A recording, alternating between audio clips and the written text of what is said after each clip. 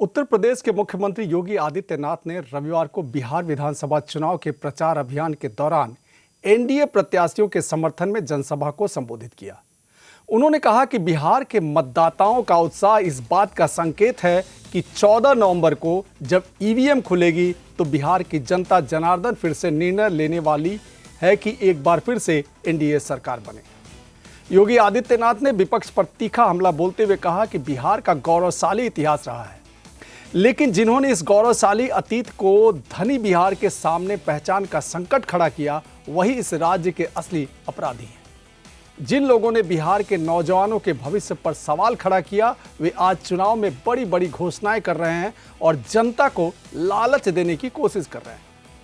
उन्होंने जनता से अपील करते हुए कहा कि जिनका अतीत कलंकित और काला है, उन पर विश्वास करने की जरूरत नहीं है। बिहार की जनता अब जान चुकी है कि विकास, सुरक्षा और आत्मसम्मान का रास्ता एनडीए के नेतृत्व में ही संभव है। पे जो माताओं बहनों ने उत्साह दिखाया है, नौजवानों ने जो उत्साह दिखाया है, ये उत्साह, ये उमंग इस बात को बताता है कि 14 नवंबर को जब ईवीएम खुलेंगी तो बिहार की जनता जनार्दन फिर से निर्णय लेने वाली है कि फिर एक बार एनडीए सरकार, फिर एक बार एनडीए सरकार। और एनडीए सरकार के लिए भारतीय जनता पार्टी और एनडीए के प्रत्याशी विजय कुमार मंडल का विजयी होना उतना ही आवश्यक है। और इसी के लिए मैं अपील करने के लिए भगवान राम की पावन धरा, अयोध्या की पावन धरा, लखनऊ से प्रातः काल ही चल करके मैं आपके पास यहां पे आ रहा हूं। बहनों और भाइयों, बिहार जिसका अपना गौरवशाली इतिहास रहा है, उस गौरवशाली अतीत के धनी बिहार के सामने पहचान का संकट खड़ा करने वाले लोग कौन हैं? वही बिहार के असली अपराधी हैं।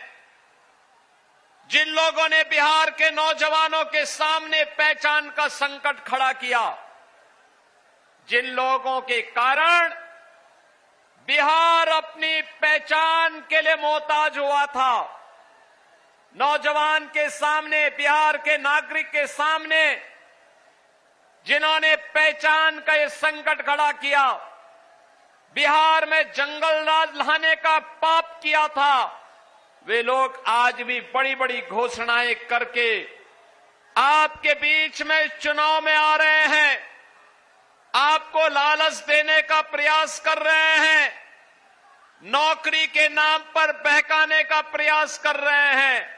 लेकिन बहन और भाइयों, जिन लोगों का अतीत कलंकित है, काला है, उन लोगों पर विश्वास करने की आवश्यकता नहीं। ये वही लोग हैं जिन्होंने मां जानकी के बिहार को, महात्मा बुद्ध को ज्ञान प्रदान करने वाले बिहार को,